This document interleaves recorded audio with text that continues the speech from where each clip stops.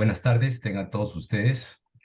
Les damos la bienvenida a este webinar organizado por Safras y Mercado junto con Infomodity de México. Mi nombre es Mario Chumán y seré el moderador de este evento denominado Maíz y Trigo, Análisis Internacional y Local para la campaña 23-24.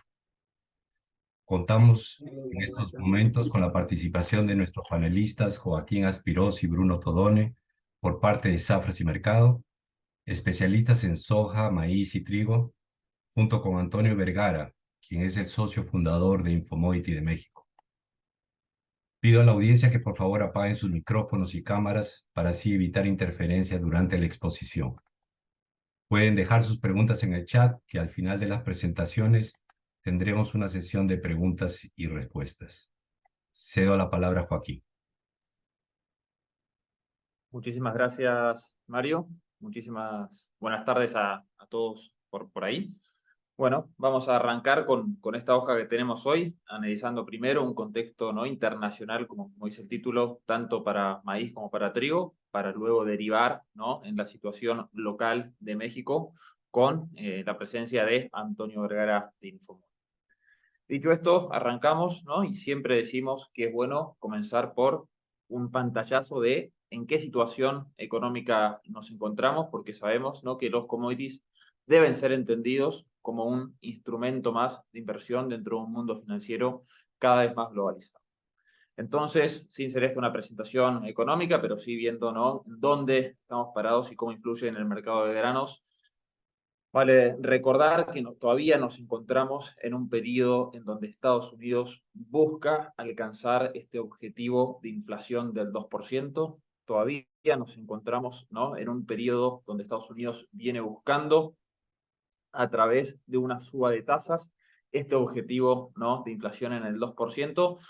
Y podemos decir que la Reserva Federal de Estados Unidos viene cumpliendo sus objetivos, principalmente porque los números de actividad económica en Estados Unidos no vienen siendo malos y porque, bueno, en el cuadro ahí mostramos ¿no? cómo la inflación, medida en términos interanuales en Estados Unidos, ha venido bajando, ¿no? ubicándose en un 3,2% de inflación interanual a julio ¿no? del año pasado. Todavía, lógicamente, no tenemos inflación de agosto. Y las expectativas en qué puede llegar a ser la Fed en su próxima reunión del mes de septiembre. Vemos un poco para atrás y cuál vino siendo el comportamiento. Tuvimos 11 subas de tasas, ¿no? Desde marzo del año pasado. Sabíamos, ¿no? que la Fed iba a encaminarse por esta senda para un poco intentar secar el mercado de la enorme emisión monetaria que había resultado posterior a la crisis COVID-19 como medio para paliar la crisis. Entonces, estos incentivos de emisión monetaria siendo revertidos a través ¿no? de la famosa contracción monetaria a través de las subas de tasas. Tasas que nos encontramos en un nivel de tasas más alto desde 2001. ¿Qué significa subas de tasas para el mercado internacional? Significa que los commodities, entendidos como instrumento de renta variable, ¿no? pierden competitividad respecto al instrumento de renta fija con menor riesgo asociado, ¿no? Una letra del Tesoro de Estados Unidos con tasas crecientes. Entonces, en este escenario es que estamos con un dólar que, podemos decir, está en términos relativamente fuertes, viniéndose fortaleciendo en el último tiempo. No vemos cómo a partir ¿no? ya de mediados de julio del año pasado, encontrando este soporte medido en el dólar index, ¿no? índice que mide al dólar frente al resto de las monedas, ha comenzado una fuerte valorización. ¿Y por qué hablamos de un dólar fuerte cuando hablamos de granos? Bueno, porque también sirve, por ejemplo, ¿no? si lo analizamos contra la moneda china, contra el yuan, vemos ¿no? su correlato en una fuerte devaluación de la moneda china que implica una menor capacidad de compra del principal actor por el lado de la demanda. Entonces, es muy importante tener en cuenta ¿no? en qué situación nos encontramos en términos económicos y cómo puede seguir esto para adelante. Proyecciones de que continuemos con tasas elevadas, proyección de que continuemos con un dólar fuerte, y esto no es ¿no? un buen síntoma para los precios, o visto desde otro punto, ¿no? es un síntoma de presión bajista para los commodities en general, un dólar fuerte. Entrando un poco ¿no? en lo que es propio al maíz, vamos a empezar hablando un poco ¿en qué situación nos encontramos? Nos encontramos ya en la línea de largada ¿no? de la 23-24, terminando el mes de agosto que termina dentro de poco, 31 de agosto, se finaliza la 22-23 y se larga, ¿no?, la 23-24, un mercado siempre mirando para adelante. Proyecciones entonces, la próxima campaña que está a punto de comenzar 23-24. Y acá tenemos un resumen de lo que son las producciones esperadas para esta campaña que está a punto de empezar 23-24, con una primera conclusión, ¿no? La columna más grande que estamos viendo las variaciones de la producción de los principales países productores del cuadro de maíz a nivel global. Y la columna más grande, ¿no?, nos marca que a nivel global habría una recuperación de más de 61 millones de toneladas. Estábamos diciendo, ¿no?, primer atisbo de conclusión, de decir, nos estamos dirigiendo hacia una campaña con una oferta más importante. ¿Cómo está compuesta, ¿no?, esta recomposición en la oferta? Vemos la segunda columna más importante, que es la oferta de Estados Unidos. Ahora vamos a ahondar un poco, pero Estados Unidos ya recomponiéndose fuertemente, ¿no?, sumando 35 millones de toneladas en términos interanuales, alcanzando potencialmente, si nos guiamos por el WASDE del mes de agosto, casi las 384 millones de toneladas. Luego tenemos a Argentina, ¿no? Vamos a ver los números de Argentina, pero una Argentina que volvería a términos más normales luego de una quiebra estrepitosa productiva la campaña pasada, sumaría 20 millones de toneladas en números de Luzga, y también tendríamos una recomposición de luego una muy mala producción de la Unión Europea. Entonces, primera foto, ¿no?, mirando para adelante y mirando los números de la 23-24, producción global que se recupera, ¿no?, encabezada por Estados Unidos, por Argentina y por la Unión Europea. También decir, ¿no?, que los números del hemisferio norte, ¿no?, son números ya más cercanos a una realidad que puede ser más palpable. Los números del hemisferio sur, de Argentina y Brasil, son todavía proyecciones productivas muy lejos en el tiempo, ¿no? Consideremos que Brasil todavía está cosechando, está en el último tramo de la cosecha de la 22-23, entonces falta mucho para los números finales de la 23-24, números más estadísticos de tendencia, podemos decir, para lo del hemisferio sur, todavía no comenzó. ¿Y en qué situación histórica de precios nos encontramos? Bueno, ya hemos visto una fuerte corrección a la baja, ¿no? Intentamos encontrar ahí algunos soportes, algunas resistencias en la evolución de los precios continuos de maíz en el mercado de Chicago, rompiendo la barrera ya a los $125 la tonelada. ¿Y qué es lo que nos marca? Nos marca justamente el correlato de un mercado que entiende, ¿no?, que va a haber una oferta mayor ingresando. Vamos a ahondar en los números de Brasil, que está ingresando en este momento y posicionándose fuertemente sobre el mercado global. Vamos a ingresar ahora en los números de Estados Unidos, mirando para adelante. Dijimos lo propio de Argentina, de la Unión Europea. Entonces, un mercado que entiende que va a haber una oferta que va a presionar los valores a la baja, y veíamos también un dólar fuerte, vimos también, ¿no?, la situación económica de menores crecimientos proyectados, señales de que por lo menos no se ve como probable una fuerte explosión de la demanda para la campaña entrante. Entonces tenemos una oferta al alza, una demanda que no podría acompañar ese aumento de la oferta, y tenemos aquí, lógicamente, ¿no?, la conclusión en los precios que nos va marcando ya un mercado especificando, y la pregunta que nos queda para adelante, ¿no?, ¿dónde puede estar ese soporte? Es un poco lo que intentaremos, ¿no?, buscar en las próximas filminas con los precios.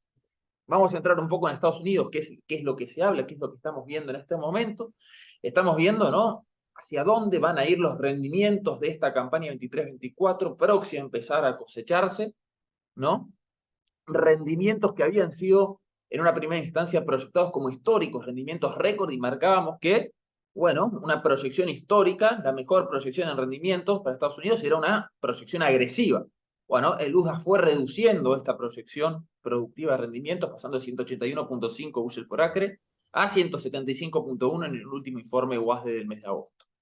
¿Producto de qué? Bueno, que decíamos, para alcanzar esos 181.5 íbamos a necesitar de un cultivo perfecto, ¿no?, una siembra perfecta, un crecimiento perfecto hasta la cosecha. Bueno, no fue todo perfecto, sí fue perfecto la siembra, luego, ¿no?, tuvimos algunas ausencias de precipitaciones durante el mes de junio marcadamente. Julio empezó a llover, pero no en forma pareja a lo largo y ancho de Estados Unidos, y vamos ahora manejando esta proyección de rendimiento por el USDA en agosto de 175.1, ¿no?, que ya no es los rendimientos históricos más altos, sino los segundos rendimientos más altos luego de los hace 2 campañas atrás, y una proyección, ¿no?, productiva, bueno, agresiva, en base aquí a una recuperación, ¿no?, respecto a la campaña anterior de la superficie.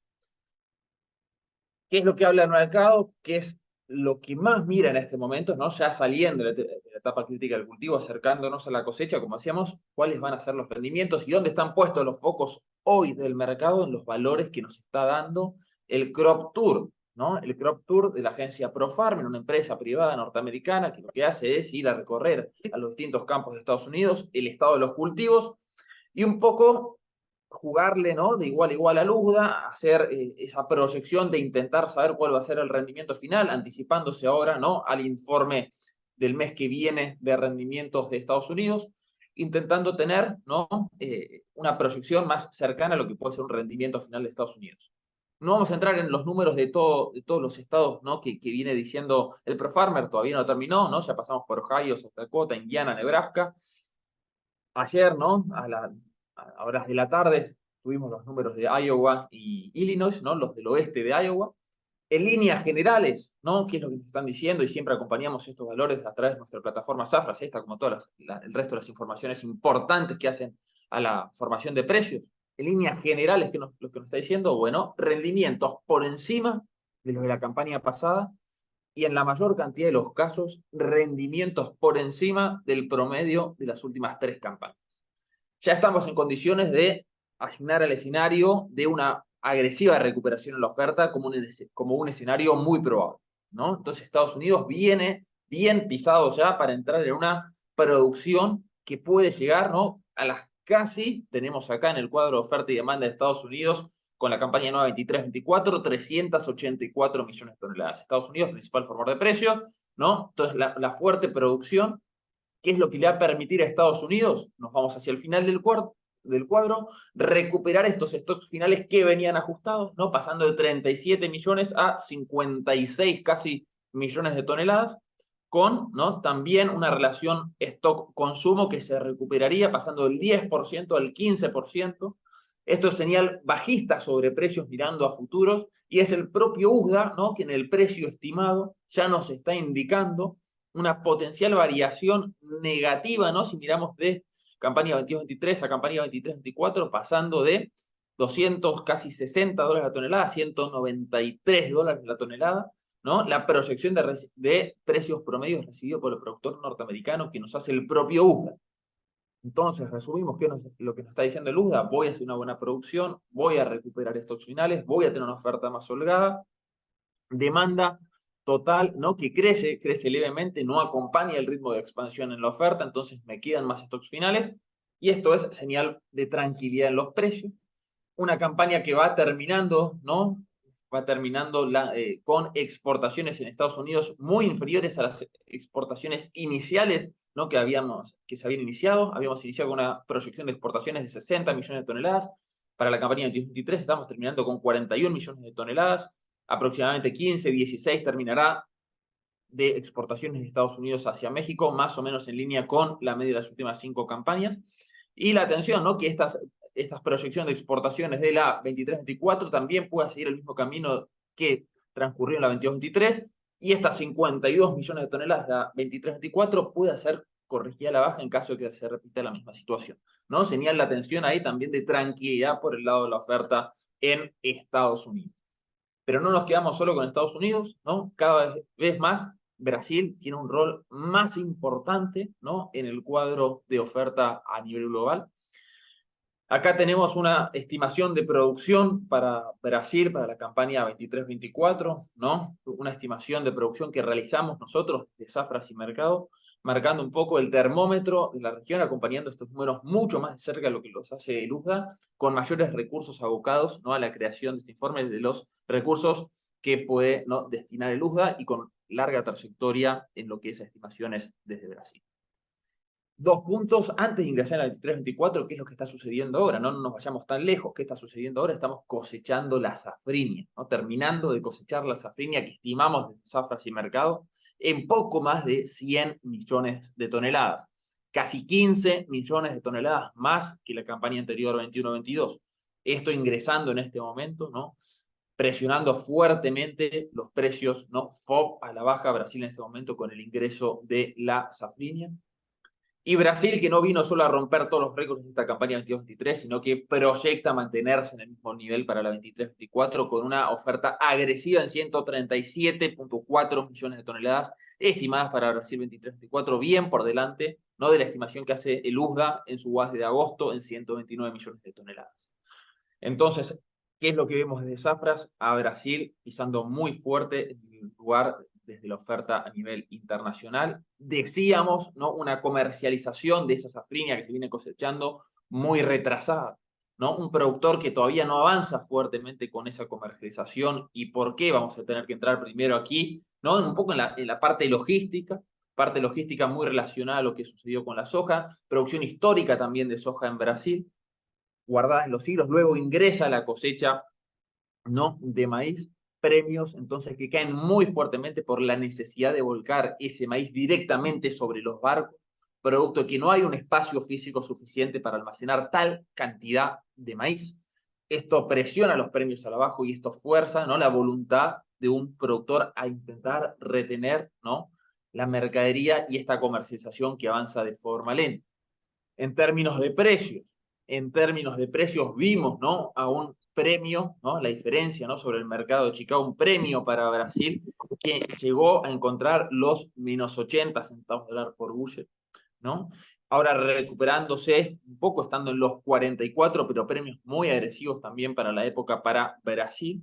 Estamos en más 44 sobre Chicago, un FOB, ¿no?, que nos está dando en este momento para Brasil casi 205 dólares la tonelada. Si vemos la situación un año atrás, bueno, situación drásticamente opuesta teníamos en el mercado de Chicago, cuando estamos casi un 30% más arriba en 665 centavos de dólar por bushel, 6 dólares con 65, pero un premio que también, ¿no?, lo teníamos más fuerte, ¿no? Decimos la enorme producción y la necesidad de volcarlo sobre barcos, estos premios, ¿no?, bastante bajos para la época, y nos da un FOB mucho más barato, pasando de los 306 a los 204, ¿no? Luego le tendremos que agregar, ¿no?, el flete, a ver cuánto nos llega a México, pero ya saliendo desde los barcos, ¿no?, ya tenemos un FOB mucho más barato, mucho más agresivo que el año pasado. Decíamos la necesidad, ¿no?, de volcar el maíz hacia puerto, la necesidad entonces de Brasil de intentar llegar a este máximo exportable de 50 millones de toneladas. Es una carrera contra el tiempo, es una carrera contra la logística, contra poder colocar todo ese maíz en los barcos.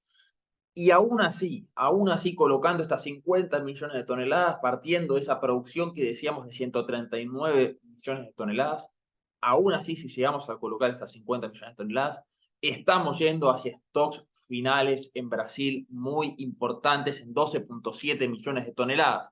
¿Qué estamos diciendo? Señal también de tranquilidad para el maíz, ¿no?, por stocks finales más elevados. Brasil, que en la campaña 22-23 le roba a Estados Unidos el puesto como principal exportador a nivel global en la 22-23 y repetiría en la 23-24. Entonces estamos ante un cambio de paradigma muy importante, con Brasil adueñándose del puesto del principal exportador a nivel global. Dicho esto, el mercado de formación de precios continúa siendo Chicago, pero con una participación cada vez más importante de los números de Brasil. Embarques vemos, ¿no?, en el mes de agosto proyectadas más de 10 millones de toneladas contra 7 millones de toneladas del año previo. Esto es cuánto maíz está saliendo por barco desde puerto brasilero. Vemos agresivos números para estos meses, agresivos números que continuarán no solo en agosto, sino ya tenemos proyectadas para septiembre 4,7, y este número seguirá subiendo a medida que nos acerquemos al mes de septiembre, así como octubre, noviembre y diciembre.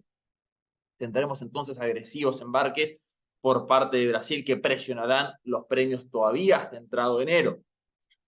Sigamos un poco a las exportaciones de Brasil a México. El año pasado, en todo 2022, Brasil, ¿no?, exportó 1,9 millones de toneladas. Estamos diciendo que ahora tenemos una producción mayor, una necesidad de embarque mayor, expectativas de que estas 1,9 millones de toneladas sean superadas en el año 2023, ¿no?, envíos de maíz de Brasil hacia México. El acumulado a julio, ¿no?, de este año 2023 va a apenas 310.000 toneladas, pero ¿qué es lo que vemos aquí, no? Brasil empieza a ganar participación en estos meses del año, ¿no? Entonces es ahora cuando Brasil va a ganarle, ¿no?, terreno respecto al año pasado, y probablemente, muy probablemente, terminó con números bien agresivos respecto al año pasado. En términos de valores FOB, ¿no? Exportaciones de Brasil liderando los valores más competitivos en términos FOB, y esto también continuará así muy posiblemente durante los próximos meses, ¿no? Así es, lo están marcando los premios que podemos acompañar también desde nuestra plataforma, ¿no? De Zafras y Mercado. Y si vamos un poco, no porque sea un origen para México muy usual, sino por la importancia que tiene el cuadro global, más sobre los países tempranos de abril año próximo, y también por la importancia, bueno, como decía, en el apartado global, y sabemos que una menor producción de Argentina, hay, bueno, una demanda que tendrá que encontrar otros orígenes. Decimos que en Argentina venimos de una producción muy castigada en la 22-23, ¿no? Con apenas 34.3 millones de toneladas. Terrible sequía sufrió Argentina tanto para soja como para maíz, y expectativas, ¿no? De que para la 23-24 pueda alcanzar una recuperación o proyectarse más sobre valores normales. Exportaciones en esta campaña muy castigada, ¿no? En 20.3 millones de toneladas, exportaciones de la 23-24 que debieran retomar más a los valores normales, ¿no? Con una recuperación sobre el lado de la oferta. Esto, ¿no? Respecto a maíz, y lo dejo ahora a mi compañero Bruno Todone para continuar con el mercado de soja. Bueno, hola a todos, buenas tardes. Vamos a comenzar a conocer un poco el contexto internacional del trigo. Vamos a arrancar con un histórico, ¿no? De la superficie a nivel global. Si ven la mayor cantidad de líneas, ¿no? De los principales actores por parte del trigo, viene mostrando una regularidad a lo largo de las campañas, menos lo que es India, Estados Unidos y Rusia. India mostrando un crecimiento importante en cuanto a su superficie para el trigo, Rusia lo mismo, ¿no? A partir de la campaña 12-13, 13-14, y por el contrario Estados Unidos bajando, ¿no? Su incidencia en relación a la superficie global de trigo. Haciendo un análisis, ¿no? Y una comparativa tal como lo hicimos con el maíz contra la campaña anterior, ¿no? En un primer gráfico vemos las variaciones, ¿no? Versus la campaña anterior, tanto de producción como de consumo, que esto nos va a mostrar un adelanto de lo que podría llegar a ser el mercado, en este caso del trigo, ya que, bueno, si observamos números productivos superiores, ¿no? A lo que es consumo, seguramente veamos una tendencia bajista, y por el contrario, si consumo es mayor, veremos una presión alcista, ¿no? En términos de cada actor, ¿no? Por parte del trigo, vemos que en la totalidad habría un incremento por parte de la oferta de casi 5 millones de toneladas, ¿no? Esto nos daría una campaña 23-24 que debería, siempre y cuando no manteniendo estos números, debería mostrar precios hacia la baja. Ya entrándonos en los cuadros de oferta-demanda de los principales actores, iniciamos con Estados Unidos. Fíjense cómo Estados Unidos para la campaña 23-24 muestra una recuperación, ¿no? En lo que es la producción, alcanzando las 47 millones de toneladas, por encima tanto de la 22-23 como de la 21-22, pero donde comienza a mostrar valores menores, ¿no? Y una incidencia menor es en las exportaciones, donde solo se alcanzarían 19 millones de toneladas, por debajo de las 20.6 y 21.7 de la 22-23 y 21-22. En términos de precios medios, también mostraría, ¿no? Una disminución bastante por debajo de la campaña 22-23 y también por debajo de la campaña 21-22. La relación, ¿no? Entre las exportaciones y la producción norteamericana, para afianzar, ¿no? Estos comentarios que estamos diciendo de que Estados Unidos cada vez tiene una incidencia menor, ¿no? En el mercado global del trigo. Fíjense, las barras verdes, ¿no? Son los volúmenes de la producción norteamericana, cómo viene disminuyendo campaña tras campaña, y lo mismo para las barras azules, donde también se ven disminuidas campaña a campaña. En términos de relación entre exportación y producción, vemos que la línea alcanza un 40%. ¿Qué quiere decir esto? Bueno, las exportaciones norteamericanas inciden, ¿no? En un 40% sobre la producción, mostrando valores significativamente menores, ¿no? Si lo vemos en comparación a otras campañas, donde se ubica aproximadamente en el 50%. Ya yendo a las exportaciones norteamericanas, vemos un primer gráfico del acumulado total, ¿no?, de las exportaciones que inició la campaña comercial en el mes de junio. Vemos que los valores están mostrando volúmenes, ¿no?, normales dentro de lo que son las distintas campañas, campaña 22-23, 21-22.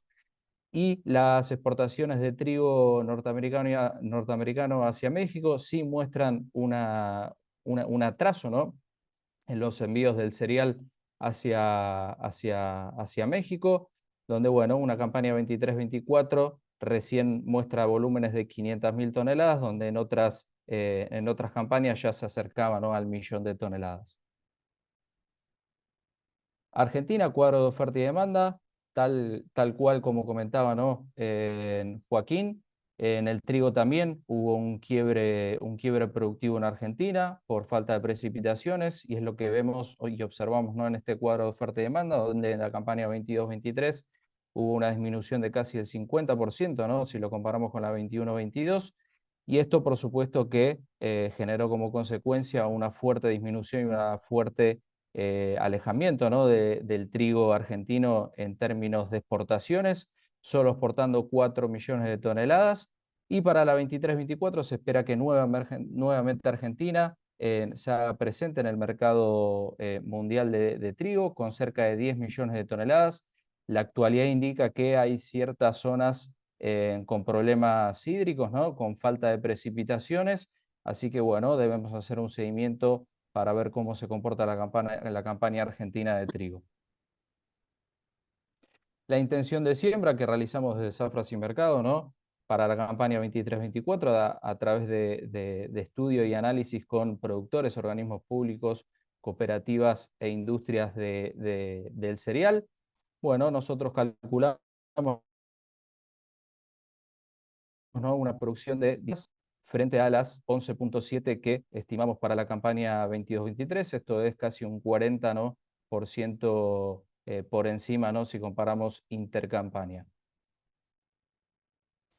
Pasando a Australia, dato a tener en cuenta, tanto Argentina como Australia, ¿no?, son dos actores importantes, principalmente por la contracampaña, ¿no?, lo que llamamos la contracampaña. La mayor cantidad de actores por parte de la oferta de trigo se encuentra en el hemisferio norte, por lo tanto el avance de la cosecha, ¿no?, y el volumen de mayor cantidad se encuentra en el hemisferio norte, pero en los meses donde, bueno, el hemisferio norte ya comienza a disminuir su disponibilidad, tanto Argentina como Australia son los principales actores que brindan oferta ante la necesidad de la demanda en esos meses calendarios. Adentrándonos entonces en Australia, se espera que para la campaña 23-24 disminuya su oferta en términos productivos en casi 10 millones de toneladas menos, y en términos de exportaciones, por supuesto, también con un reporte de casi un 50%. India, actor, perdón, importante, tanto productivo, ¿no?, pero que comienza a conocerse que puede llegar a ingresar, ¿no?, en los actores de la demanda, ya que, bueno, se espera que India aumente sus importaciones principalmente de Rusia, ya que está teniendo una inflación muy alta y el gobierno es probable que tome la decisión de aumentar, ¿no?, el volumen de importaciones para comenzar a abaratar un poco los precios internos del país, con producciones que van aumentando, ¿no?, campaña tras campaña, y se espera que para la 23-24 sobrepase las 110 millones de toneladas. Aquí el actor más importante, ¿no?, Rusia, como bien sabemos, y en medio de este conflicto o de esta invasión a Ucrania, vimos cómo en la campaña 2022-2023, ¿no?, en el último trimestre, a partir del mes de marzo, ¿no?, Rusia comenzó a incrementar fuertemente sus exportaciones. Ahí vemos en el gráfico, ¿no?, cómo sobrepasó no solo a la campaña 21-22, perdón, sino a la 20-21 también, con volúmenes extraordinariamente altos. Y no solo por su producción, ¿no? Sino por, bueno, la incidencia de los países demandantes que continuaban comprando trigo ruso, y esta producción que llegó a las 100 millones de toneladas aproximadamente para la campaña 22-23, que generó un alivio y un aumento en los stocks finales, y que vemos un arrastre, ¿no?, para la campaña 23-24 en términos de oferta total, donde la producción rusa se espera en 92 millones de toneladas, pero con un arrastre de stocks de aproximadamente 12 o 13 millones de toneladas. Entonces, nos daría, ¿no?, como una resultante de oferta total, más de 100 millones de toneladas de trigo ruso, que ya se está viendo, ¿no?, como el ritmo de las exportaciones rusas de trigo muestra valores por encima de las últimas 3 campañas, con ya casi 10 millones de toneladas en solo 2 meses, ¿no? En términos de precio, los principales FOBs, ¿no?, que son de interés principalmente de México, bueno, estos son los países que México importa trigo. Vemos como el FOB norteamericano, ¿no?, es el más caro, mientras que el ruso continúa ubicándose como el FOB más barato. Por supuesto, Ucrania ahí se ve en valores menores, y principalmente es por el riesgo, ¿no?, bueno, que tiene comprar ruso-ucraniano, y Ucrania debe ser competitivo para, bueno, poder liberar, ¿no?, su materia prima, pero quedarnos, ¿no?, con que Rusia continúa mostrando valores sumamente bajos, ¿no?, de trigo, y bueno, finalmente sigue siendo, ¿no?, el trigo más competitivo del mercado. Pasando al apartado de clima,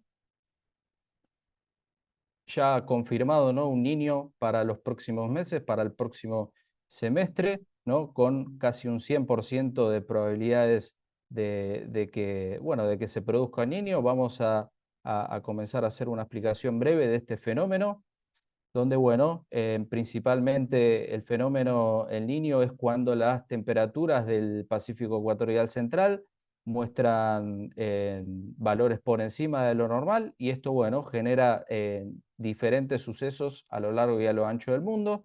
En este caso, para lo que es Sudamérica, más precisamente para Argentina, el sur de Brasil, Paraguay, es un año Niño con buenas precipitaciones, ¿no? Se dice que cuando se transita un Niño en estos sectores hay buenas precipitaciones, y por el contrario, lo que respecta a Australia u Oceanía, es lo contrario, ¿no? Las precipitaciones no se hacen presentes, están por debajo de lo normal, y es probable que, bueno, en este caso Australia como principal actor, transite en una fuerte sequía, ¿no?, y ausencia de precipitaciones. Es por eso que en el cuadro de oferta y demanda veíamos disminución tanto en la producción como en las exportaciones.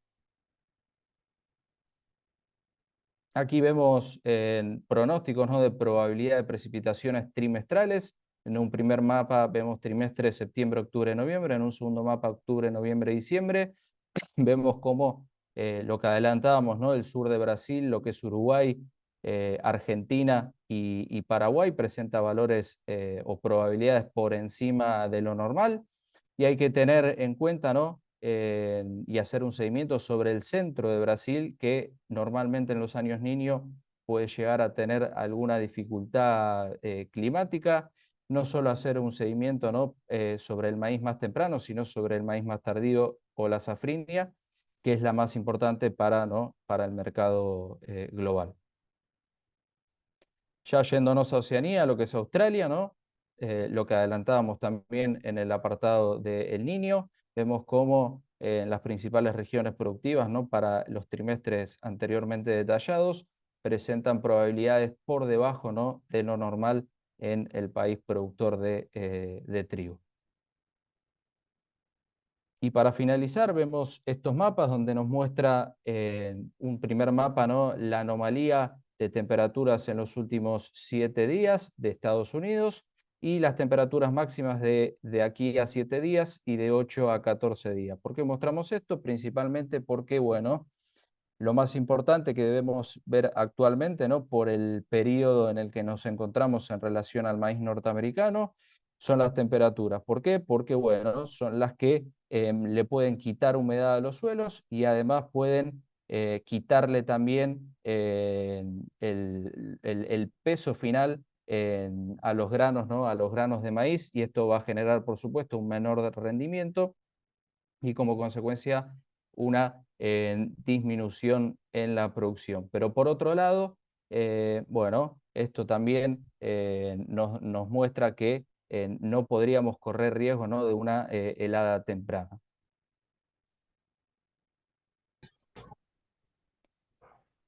A continuación, vamos a estar viendo un video institucional y luego le damos la palabra a Antonio de Infomodity.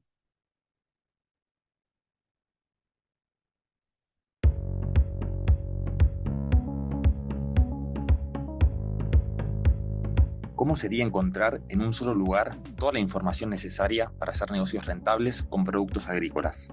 Para anticiparse a los movimientos del mercado y entender cómo tomar las mejores decisiones, la plataforma Zafras, el ecosistema del agronegocio de América Latina, es lo que necesita. Completa en sus servicios, ofrece información exclusiva elaborada en tiempo real por equipos de analistas y periodistas especializados en la agroindustria. Con la plataforma Zafras podrá tomar las decisiones más seguras y precisas en los mercados físicos y de futuros de los principales commodities agrícolas. Encuentre análisis precisos para comprender los movimientos y tendencias del mercado a corto y medio plazo. En la plataforma Zafras podrás ver las noticias en tiempo real que lo mantienen siempre bien informado sobre lo que realmente marca la diferencia en su negocio. La plataforma Zafras es la mayor base de datos de estadísticas agrícolas que le permite analizar los datos históricos de las últimas décadas. Además, le permite seguir los precios físicos en las principales regiones productoras y comercializadoras. Accede en tiempo real a las cotizaciones de las bolsas de futuros, divisas, petróleo y los indicadores financieros completos. Dentro de la plataforma Zafras puede consultar las conferencias, videos y podcasts del mercado que están disponibles las 24 horas. Si tiene alguna consulta de mercado, los especialistas de Zafras están dispuestos a responder a sus preguntas. Este conjunto completo de informaciones está disponible en un formato moderno y fácil de usar. Si aún no conoce la plataforma Zafras, solicite una demostración gratuita y compruebe por qué la plataforma Zafras es la herramienta de trabajo preferida por los profesionales del agronegocio para llevar adelante los negocios más rentables.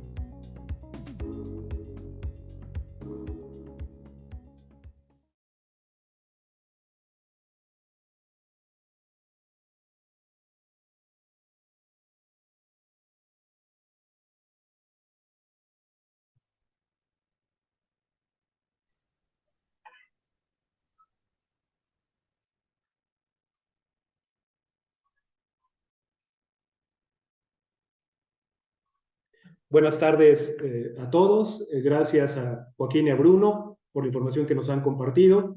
Con esto iniciaremos ahora el bloque de México, cómo impactan estos factores internacionales dentro de nuestro contexto local. Yo empezaría un poco rápidamente por situar dentro del panorama que Joaquín compartió para maíz, una cifra clave que impactará en los precios locales en México, una cosecha de los Estados Unidos que estará rondando los 380 millones de toneladas o más, que provocará una existencia final que en medida en días de inventario se situará cercano a 55 a 60, dependiendo del rendimiento final que tenga este cultivo en la Unión Americana, que contrasta fuertemente contra los 37 días de una campaña previa.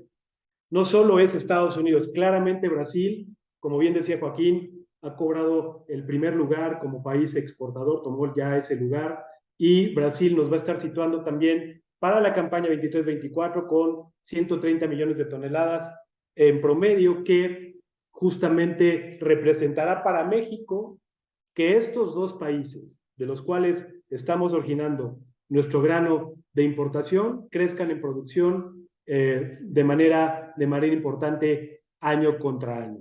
Entonces, esto va a configurar un escenario de comercio interno muy líquido, adicional a, como veremos, las cosechas locales que también en el ciclo otoño-invierno local han estado fluyendo con números crecientes. Aquí tenemos en el ciclo otoño-invierno de nuestro país, 3 estados importantes que crecieron en superficie como Sinaloa, Sonora y Tamaulipas, aunque perdió un poco de superficie, se compensó con el crecimiento en otras regiones, con rendimientos altos que situaron a Sinaloa con una producción mayor a los 6 millones de toneladas, a un Sonora con una potencial producción de casi medio millón de toneladas, un Tamaulipas que solo de maíz tiene 300,000 más unos 2 millones más o menos de sorgo que inciden en la oferta para el mercado pecuario en nuestro país. Entonces, de lo que estamos hablando en resumen es, en este momento, de un Estados Unidos a punto de cosechar una cantidad muy importante de maíz, un Brasil que ya viene en embarques, como nos mostraron también estadísticas compiladas por Safras, lo importante que es este mercado para México, dejó de ser coyuntural y ya es estructural, y es un complemento muy importante a nuestra originación de grano, como veremos más adelante. Y no se diga la parte local, que también está arrojando cosechas crecientes año contra año. Recordar que México tiene 2 ciclos en el caso de la producción agrícola. El otoño-invierno, ya decíamos, con muy buena producción, mientras que el primavera-verano, el debate, ¿cuál es? Si ustedes recorren la región de Altos de Jalisco hacia Guanajuato, verán que hay una cantidad efectivamente importante de otros cultivos, como puede ser el agave, entre otros. Y el debate entonces, ¿cuál es? ¿Se perdió tanta superficie como para que la producción genere de nueva cuenta una oferta corta como se tuvo en este ciclo PB el año pasado? La realidad es que no tan así. Es cierto que en Jalisco se perdieron 30,000 hectáreas, en Guanajuato está el cambio más importante, hacia 90,000, en Michoacán con 10,000 hectáreas menos. Entonces, sí efectivamente vamos a tener una producción que sea a menos, unas 800,000 toneladas menos respecto del año pasado, pero que será compensado con un mercado de Sinaloa, Sonora, que llegará con excedentes a la campaña de recolección en el Bajío, una campaña que todavía le faltan meses para salir. Ahorita, para situarnos dónde estamos parados, se terminó ya de recoger la campaña otoño-invierno, Sinaloa y Sonora ya prácticamente están embodegados sus cultivos, y estamos en esa fase de desarrollo del cultivo primavera-verano, cuyas cosechas llegarán en noviembre y diciembre con mayor liquidez. La realidad es que va a conectar perfecto ese stock del otoño-invierno con la cosecha local, y entonces no habrá ese efecto, digamos, de menor producción interna que va a abonar a la problemática de un excedente proveniente del mercado del exterior con Brasil y Estados Unidos en las condiciones ya descritas. Esto nos deja con una hoja de balance para México produciendo 27 millones de toneladas, ya considerando autoconsumos. Es cierto que necesitamos importar cada vez más, estamos repuntando una proyección hacia 18 millones de toneladas, según cifras oficiales para la campaña que viene, para una oferta total de 48 millones, de los cuales consumimos 45 millones de toneladas, un mercado exportador que ha venido a menos, con 300,000 toneladas. En algún momento se llegó a mandar más de 1,5 millones, casi 1,5 millones de toneladas de maíz de México hacia Sudamérica, fundamentalmente Venezuela, por sus necesidades de maíz blanco, pero ese comercio ha quedado atrás, entre otras cosas, por un cambio en política pública que frenó la exportación de maíz blanco.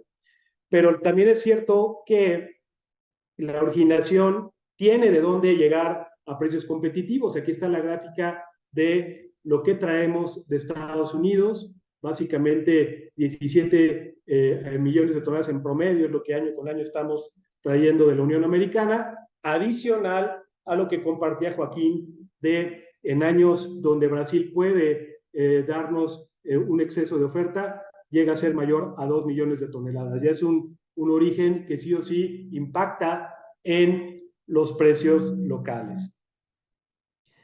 Para comprender un poco la separación del maíz en México entre blanco y amarillo, ahora que está muy de moda el debate en términos comerciales de las necesidades de México de importar maíz, y con el debate en la parte transgénica más que actual por el panel que Estados Unidos ha solicitado a ese respecto, esta tabla nos va a situar un poco de qué tamaño puede ser el problema en cuanto al comercio de maíz en México. El debate está, me voy a la parte derecha, que es la menos impactada, porque el decreto solo afecta, en teoría, en este momento, al consumo de maíz blanco. Por eso me voy a la parte de la tabla derecha de maíz amarillo. México produce solamente 3.5 millones de toneladas de maíz amarillo, y digo solamente porque tiene que importar casi 17 millones de toneladas de maíz con estas características, ya sea de Estados Unidos o bien de Brasil, para tener una oferta de unas 23 millones de toneladas por año agrícola, de las cuales prácticamente se va la mayoría, 15.5 millones al sector pecuario.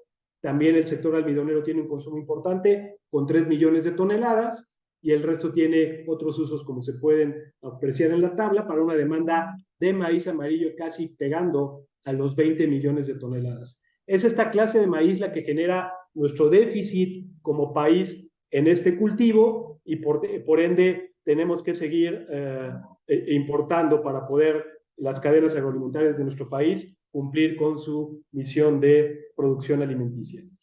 En el lado izquierdo está la parte del maíz blanco.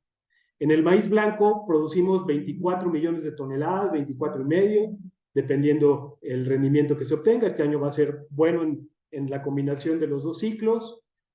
Importamos 620,000 toneladas, 500,620,000. Aquí me voy a tener simplemente para decir que este sería el comercio potencialmente impactado de cara a la controversia con los Estados Unidos. El decreto estaría frenando esta importación. Esta importación, que quede claro, nosotros somos superavitarios en esta clase de maíz. ¿Por qué se nos da esta importación? Esas regiones periféricas donde por costos llega mejor originar de Estados Unidos que mover cosechas locales desde sitios lejanos como Sinaloa a plantas que están prácticamente pegadas a la frontera con Estados Unidos. Ese tipo de importación muy logística, tal cual, que si bien en tamaño no cambiaría la matriz de comercio global, el tema no es el tamaño como tal. El capítulo 9 del tratado del TEMEC habla que para restringir sanitariamente una importación tiene que evidenciarse de forma científica.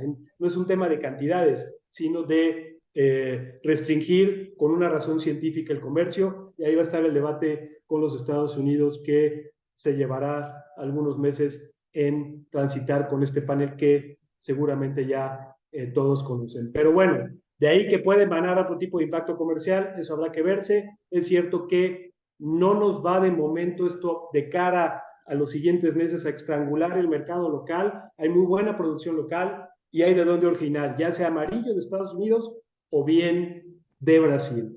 Y en ese contexto, muy rápido, en un mercado donde los tres factores que arman nuestro precio local, futuro, bases y tipo de cambio, vienen a la baja, perjudicando los valores, en este caso en el sentido productor, una curva forward que se está ampliando, que quiere decir que hay que pagar más en los diferenciales de futuros mes contra mes para que el mercado reconozca esos costos de detener un maíz que el canal comercial en este momento no necesita. Esto empata perfectamente con la gran cosecha que ya describía Joaquín, con los fondos especuladores también, por la misma razón, apostando a la baja en los precios. Pasaron de 3 años de estar del lado largo, para quienes no estén en el contexto de este término, es estar comprado, apostando a la alza, y ahorita han oscilado en función de expectativas de clima, en ese paso, esa transición de una apuesta a la baja en los precios, que estacionalmente también tendría un camino hacia las siguientes semanas, hasta no conocer realmente el tamaño de la producción en los Estados Unidos. Pero fue un cambio de realidad de 3 años que tuvimos de precios muy altos. Ahora ya son precios deprimidos, no solo en los futuros. Aquí están las bases en puntos de exportación en Golfo Norteamericano, como tenemos un descenso importante en bases de 120 centavos por bushel el año pasado a esta fecha, a 60 en este momento. Es un segundo elemento también que para la llegada del maíz hacia finales de año se agudizará justo no solo por la gran oferta de Brasil, que ya nos compartían también, sino por la salida de la cosecha en Norteamérica, que para darnos una idea, entre cosecha vieja y nueva, el diferencial en bases es ahorita de unos 80 centavos, más o menos $32 por tonelada. Todavía viene una carga importante de presión de físico que las bases estarán de alguna manera reconociendo y siendo un componente en el precio final. Aquí vemos claramente cómo los precios altos de los 2 últimos años han quedado atrás por la gran oferta que entre dos países nos está generando hacia México, Brasil y Estados Unidos. Bien, ahora la parte del trigo. Si hay una realidad distinta, voy a detenerme solo un poco en esta matriz de exportación e importación, abonando a lo que decía Bruno, pero destacando que los principales países exportadores en conjunto, año contra año, van a caer en producción en 10.9 millones de toneladas. Sus exportaciones se verán reducidas 6.9 millones de toneladas, prácticamente en coincidencia con los descensos de Ucrania, compensados entre otras cosas con descensos en Australia por el fenómeno del Niño, también explicado por Bruno. Es cierto también que en la parte de la matriz de importación, aquí ponemos los países que generalmente juegan como los principales importadores, van a mantener su consumo, excepto por lo que destacó en esta matriz. Faltaría agregar, de acuerdo a lo que destacó Bruno, a la India, que se quedó corto no solo en arroz, también en trigo, cerca de 8 o 9 millones de toneladas que tendrá que la India comprar, que si bien va a originar desde Rusia, es cierto que será pues un tonelaje menos de disponibilidad en el mercado que no se tenía contemplado dentro de la matriz principal de países exportadores e importadores. Entonces, en el trigo sí podríamos estar potencialmente pasando a un mercado menos ofertado de lo abundante que se tuvo aún con todo y la guerra. Aquí sí estaremos pasando una transición de un mercado un poco más apretado. ¿Qué hay de lo local? Bueno, pues aquí tenemos en el ciclo otoño-invierno los estados más importantes. Sonora, básicamente con un hectareaje que vino un poco a menos, pero que compensó con mejores rendimientos. Baja California también con una menor hectareaje sembrado. Sinaloa, sin embargo, avanzó un poco, pero es cierto que a través de buenos rendimientos, como vemos en la parte baja de este gráfico, Sonora se situó de nueva cuenta en esos 2 millones de toneladas que produce en promedio anualmente, un Baja California con 257,000, mientras que Sinaloa llegando prácticamente a 300,000. Esto es mucho poco, depende de cómo se vea, porque en realidad, si vemos la hoja de balance, México es superavitario en la clase de trigo cristalino, la tabla a la izquierda, en promedio una producción de 2 millones de toneladas, de las cuales 754,000 va a ir con una calidad de exportación que requiere los estándares más altos a nivel internacional. Nos vamos a quedar con 760,000 para consumo humano, y el pecuario, básicamente por logística, dadas las grandes producciones porcícolas, particularmente en Sonora, utiliza mucho trigo para ese uso de 320,000 toneladas más o menos globales a nivel nacional de consumo pecuario de esta clase de trigo. Del lado derecho, el trigo panificable. Aquí es donde somos deficitarios, producimos 1.6 millones de toneladas de 8 millones de necesidades totales. Tenemos que importar 5 millones de toneladas. Ya también Bruno nos hablaba de los países donde originamos. Es cierto que también el comercio está cambiando. Dada la competitividad internacional, estamos trayendo menos de Estados Unidos, 43% menos año contra año de trigo duro invernal, 11% menos de trigo suave invernal. Ha crecido un poco la parte de duro de primavera, pero en el momento estamos trayendo de los Estados Unidos 16% menos y originando de Rusia, de Canadá, de Ucrania, el resto de nuestras necesidades. ¿Cómo están los mercados de importación de trigo? Las señales de la parte del trigo suave, lo que es el futuro de Chicago, muy excedentario, la curva forward claramente aún reconociendo costos de guardar. los fondos siguen con esa apuesta a la baja que han mantenido ya desde hace muchos años. Podríamos estar cerca de un punto de inflexión, pero va a tomar algún tiempo, porque incluso ni los encabezados de los bombardeos que hay en el Mar Negro, donde ha habido recién afectaciones, no solo la parte, bueno, lo que es Odessa, Crimea, aún con todo y todo, son noticias que impactan un día, quizá dos, y vuelven las tendencias a la baja por la abundancia de esta clase de trigo. Por eso los fondos especuladores siguen apostando a la baja. En la clase del trigo duro invernal es diferente. Aquí viene saliendo la cosecha que predomina de Kansas. Es cierto que es una cosecha que por factores estacionales nos está haciendo que la curva guarde ese grano, pero quizás se quede un poco corta y vuelva a tener una condición de mercado invertido entre mayo y julio, por no ser tan abundante en esta clase de trigo. Para este segmento, los fondos están todavía del lado largo, digo todavía porque han venido liquidando y están más que nada en una zona neutra, pero también en el mundo del trigo hay que entender que dependiendo de la clase es el precio, no se diga, sobre todo cuando se habla de trigo cristalino, que es el que produce en nuestro país para exportación, donde está recuperando premios porque hubo algunos problemas de producción, particularmente en el hemisferio norte.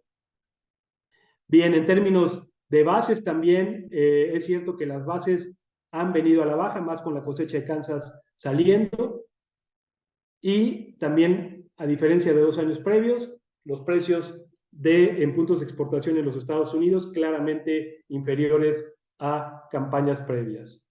Entonces, estamos hablando de que para maíz y para trigo en el contexto local, lo que ha generado una caída en los precios, entre otras cosas, es que en dólares tanto futuros como bases han venido a la baja por la creciente disponibilidad. Y narro muy rápidamente lo que es ahora el tercer factor que también ha incidido mucho en la formación de precios locales, que es el tipo de cambio, el tema del peso dólar. Ya también Joaquín nos dio una narrativa completa de qué está pasando con el dólar, pero esta gráfica la quiero situar porque es la gráfica del índice del dólar. El dólar a nivel global, ¿qué está haciendo? Es cierto que viene visto en un plazo mayor de tiempo, viene de una debilidad, producto de la inflación tan grande que tuvo, no era rentable invertir en dólares, tasas reales negativas, que evidentemente al tener de producto de los efectos económicos de la pandemia, tener una inflación la más grande en 40 años por los estímulos fiscales y monetarios que se vinieron dando, llegamos al 9% de inflación, por lo tanto el dólar por esta razón se vio muy debilitado. Es cierto que la Fed ya metió freno y ha controlado ya esa inflación, aunque está lejos del objetivo, y por eso todavía la política monetaria está en veremos. Lo que debate el mercado respecto del actuar de la Reserva Federal es qué hará con los movimientos de tasas. Del lado izquierdo tenemos la probabilidad de un decremento que nos dice que para mayo del 24 quizá la Fed esté ya empezando a hacer ajustes a la baja. Donde está el debate mayor es ahorita en conocer si ya terminó el ciclo de incremento en tasas o no. La realidad es que la probabilidad, visto a través del diferencial en los bonos, en la curva de bonos, de futuros de bonos del Tesoro, implicaría que ya estamos en pausa, que de momento ya llegamos a la tasa terminal, la Fed empezará a leer indicadores económicos y potencialmente hacia mayo hará un ajuste a la baja. Sin embargo, hay algunos indicadores recientes donde esta probabilidad de noviembre, hoy en 44%, viene creciendo. Entonces, todavía no podemos descartar del todo un alza de tasas adicionales, sería el mensaje. Pero además en un entorno donde la economía americana aún no elimina los fantasmas recesivos, cuando tenemos un diferencial negativo, mejor dicho, entre los bonos de 2 y 10 años, como está ahorita mostrado en la gráfica de un spread de menos 0.79, generalmente esto es preludio a recesiones económicas en los Estados Unidos. Ya las calificadoras han hecho un downgrade a su calificación producto de la excesiva deuda. La economía ha sido resiliente al incremento a las tasas, pero aún no se eliminan los fantasmas recesivos. Y lo destaco esto porque también la estabilidad de la economía americana ha sido uno de los puntos de la fortaleza del peso recientemente. Aquí está la gráfica. La pregunta ¿es un superpeso o más bien es un dólar débil? Yo diría que es evidentemente una combinación de factores, pero emana de un dólar débil. ¿Por qué? Porque esta gráfica que tenemos en el peso, si pusiéramos la del real brasileño u otras monedas emergentes, tendrían un comportamiento no idéntico, pero sí muy similar en mensaje. El diferencial de tasas entre países que pueden pagar una tasa real versus lo negativo que estuvo Estados Unidos ha sido el motor para la fortaleza de monedas emergentes como la nuestra. Es cierto que tenemos otras ventajas por ser una economía que puede suministrar a Estados Unidos con el tema ahora del nearshoring, que seguramente atraerá inversión extranjera, pero la realidad es que el carry trade, como se llama esta estrategia de diferencial en tasas, ha sido el motor de fuerza, insisto, no solo para el peso, sino también para otras monedas emergentes. Pero esta es una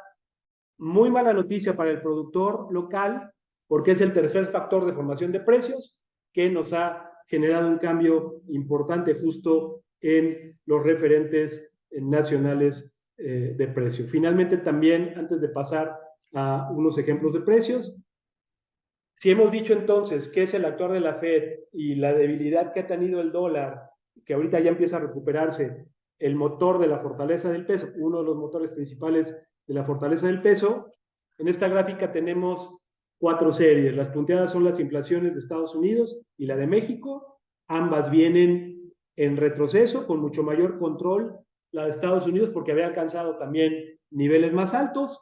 Es cierto que los dos países están logrando contener la inflación, pero muy importante también ver las líneas sólidas, la gris, que es el costo del fondeo de Banco de México, con la verde, que es la tasa objetivo de la Fed. Claramente se ve una simetría, digamos, en el ritmo de alzas y también incluso recientemente en el diferencial de las mismas. Aquí, entonces, está claro que en la medida en la que este diferencial en tasas prevalezca, entonces prevalecerá la fortaleza del peso. En la medida que ese diferencial en tasas empieza a reducir, toda vez que las inflaciones ya están controladas, es cuando podría venir algún tipo de vulnerabilidad a las monedas emergentes. De momento, en el corto plazo, como la Fed está en pausa, Banco de México quizá también se ponga en ese modo de neutralidad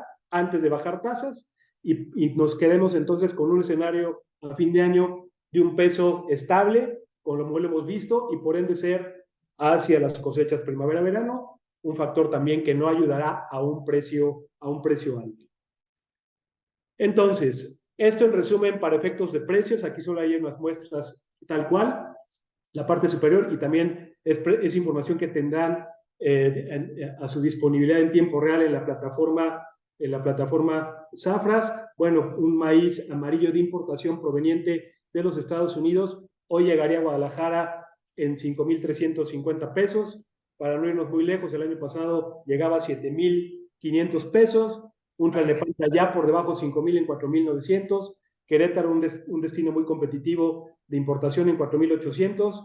No se diga Veracruz, que ya está incluso por debajo de 4,000 pesos. Claro, hay que afinar ahí fletes para internar al país, pero están precios muy, muy bajos comparado con lo que tuvimos hace 12 meses. Los trigos, por su lado, en la zona, por ejemplo, norte del país, Chihuahua, 5,400, Hermosillo, 5,450, el centro del país, un Cuautitlán, en 5,430. ¿Por qué? Porque todo esto viene ya en resumen de lo comentado desde el inicio de la presentación.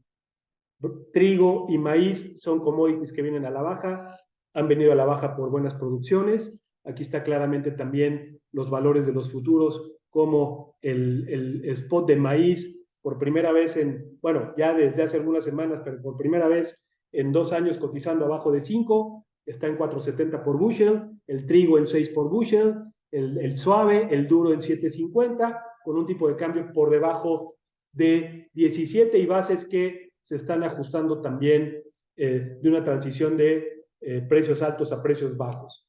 Eso es, en resumen, los tres factores que están impactando los precios locales.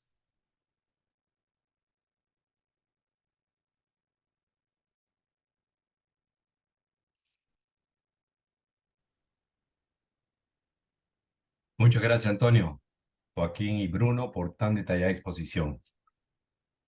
Seguimos ahora con la sesión de preguntas y respuestas. Gustaría que si ustedes tienen alguna pregunta, por favor, ponerlas en el chat. Mientras tanto, yo tengo un par de preguntas. Una para Antonio. ¿Qué opinión tendrías respecto al panel solicitado recientemente por los Estados Unidos dentro de los mecanismos del TEMEC para atender la controversia con México respecto al maíz transgénico?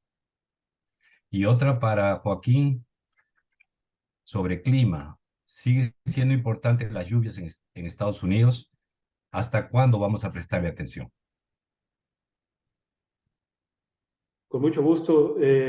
Con respecto a la controversia con los Estados Unidos, pues de alguna manera es una noticia que se veía venir desde la modificación al decreto que restringe el maíz genéticamente modificado para uso humano, un decreto que buscaba también inhibir el comercio de maíz amarillo por la misma razón, pero que quedó en ese punto medio respecto del consumo solo para usos humanos, que de alguna manera, también por eso en la lámina anterior destaqué un poquito la magnitud versus la razón y la consecuencia posterior.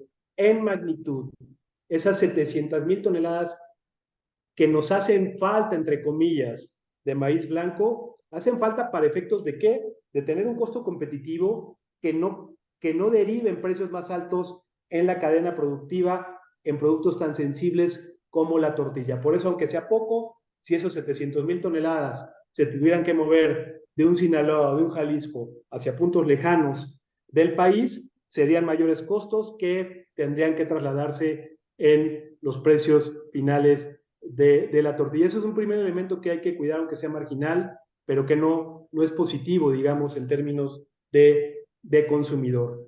Y no se diga por el lado de el contexto amplio del Tratado de Libre Comercio. No solo es maíz, es todo lo que pueda generar en el sector agrícola como tal, un sector donde la cuestión agrícola, agroindustrial en México es superavitaria, somos un país exportador, gracias también a las puertas que tenemos abiertas en el tratado con Estados Unidos, con Canadá. Entonces, a la parte agropecuaria, agroindustrial, particularmente no solo por la estabilidad en los precios alimenticios, sino por el negocio de la exportación que atrae divisas, es algo que hay que cuidar. ¿Por qué? Porque es cierto que no es un tema de cantidades, sino de evidenciar científicamente el que ese maíz no es apto para el consumo humano. Me parece que es algo que a México le va a costar mucho trabajo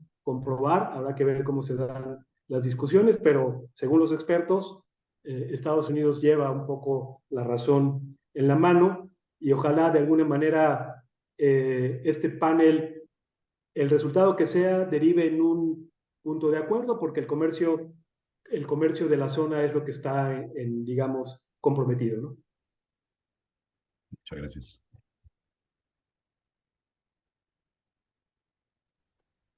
Bueno, Mario, en relación a la consulta que tenían sobre el clima para Estados Unidos, ya las lluvias no son de suma importancia para el maíz, algún que otro planteo tardío, ¿no?, de maíz que puede llegar a ser importante en términos de precipitaciones, pero lo que se comienza a observar más son las temperaturas, no solo las temperaturas altas, ¿no?, sino también para planteos más tardíos las temperaturas bajas o alguna helada adelantada.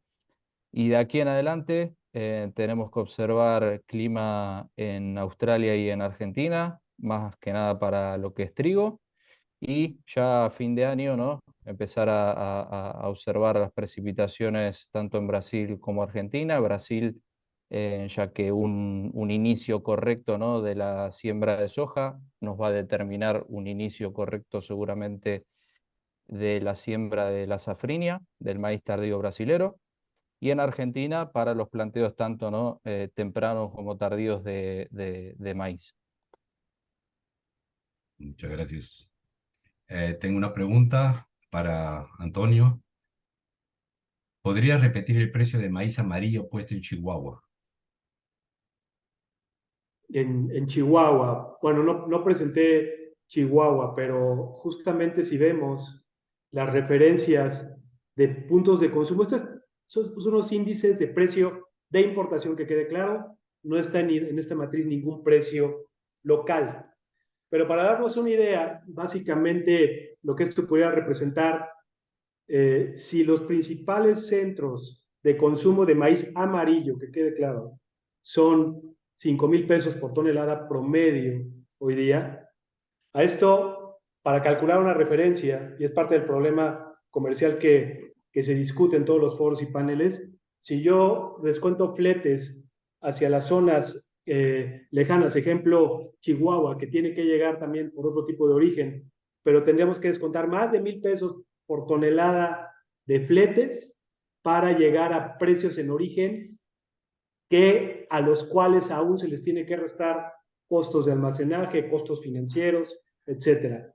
No estamos presentando ahorita esos precios locales, más porque aún en Chihuahua la cosecha todavía no sale, y además porque las bases van a cambiar de manera importante. Ahorita, si yo mostrar un índice de precio en Chihuahua, no hay un cultivo para el cual tasarlo, me refiero a cosecha nueva, y que va a cambiar drásticamente cuando pasemos de estas bases que hoy día, por ejemplo, rondan en Jalisco 336 centavos de dólar por bushel, pero que potencialmente pueden caer 70 para la cosecha nueva, pues todo esto va a impactar aún en un cálculo de bases inferior. Pero es de suyo ya un problema, porque con estos números de, insisto, maíz de importación en los principales centros de consumo, pues nos da precios en origen que rondan 4,500 pesos, 4,000 pesos, dependiendo la zona que se trate.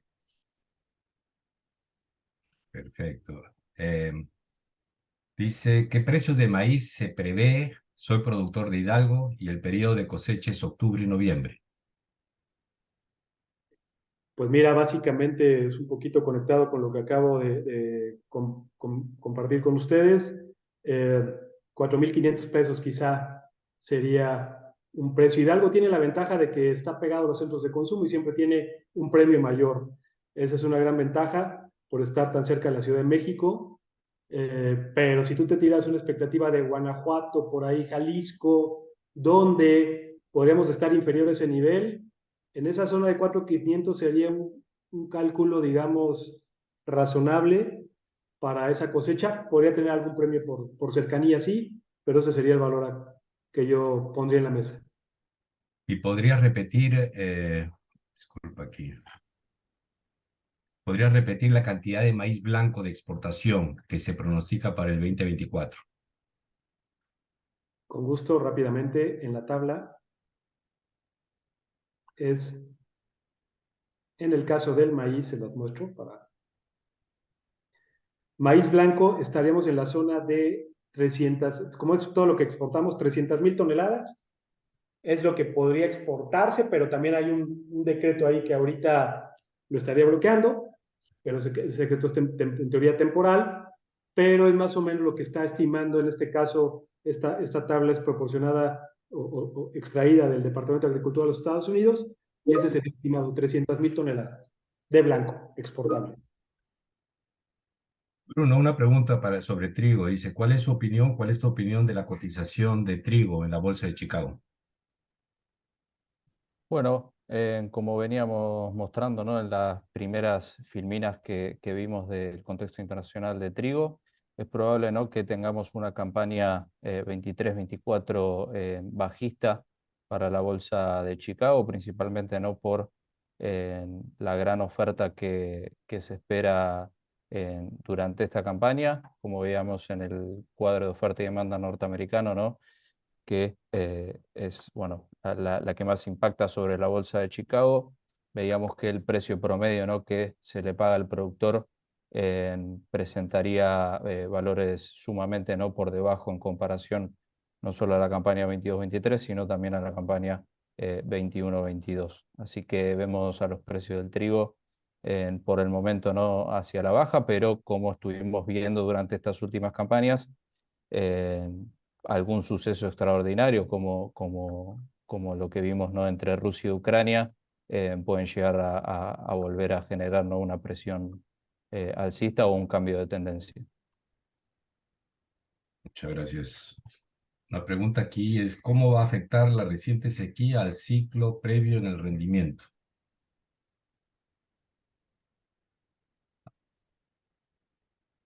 Bueno, No sé si se refiere... ¿A qué se refiere, José Manuel? No sé si se refiere a maíz de México, si puede especificar. Si no, yo podría quizás, si me permiten, en la parte de México como tal, es cierto que hubo hay que también separar el impacto de la sequía en México porque las zonas de alta producción generalmente cuentan con riego, ya sea Sinaloa, Sonora, la parte de Jalisco más productiva también, aunque haya una zona de temporal importante, igual que en Guanajuato, Michoacán. Y ahí es cierto que más allá de los cambios en superficie, al inicio del ciclo, no llovió, pero ahorita ya se están regularizando las lluvias y de momento no habría quizá un impacto importante en rendimiento porque el clima ha venido mejorando no solo en lluvias, sino también en temperaturas. Y por el lado de Estados Unidos, simplemente entender que ha sido un ciclo errático donde empezamos con un patrón seco que permitió una siembra rápida, ese patrón seco provocó un rally en los precios hacia mediados de junio, luego empezó a llover y nos da la perspectiva en el más y en el menos de un cultivo potencialmente de rendimiento récord.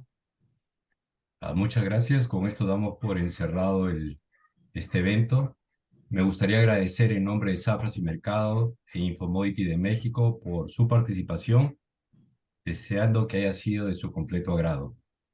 Esperamos contar con su participación en los próximos eventos a realizar. Muchas gracias. Muchas gracias a todos y recordarles, ¿no?, a todos los participantes que, bueno, a través de este QR van a poder hacer cualquier consulta a nosotros, los analistas. Hay una sección ahí, consulta del analista, si hay alguna consulta de este evento o alguna consulta que tengan sobre los mercados, estamos ahí para dar una respuesta.